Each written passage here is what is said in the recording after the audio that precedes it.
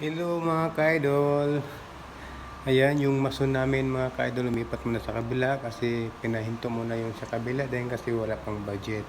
So ito muna ang titira ng wrapping. Nag-wrap muna sila.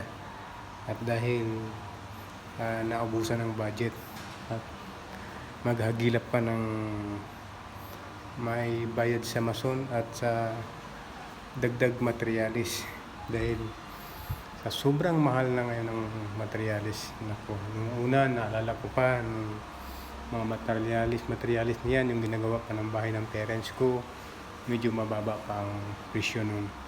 Sa ngayon, naku po, ang mahal ng bilihin na ngayon. Talagang lahat tumataas. Pati nga pa ako tumataas din, pati kawad tumataas din. Lahat tumataas. Swerte nga noon yung nagtayo ng mga bahay kasi mura pa mga materials, pero ngayon sobrang mahal na. Thank you for watching. God bless everyone. Ingat po kayong lahat. Bye bye. See you in my next video.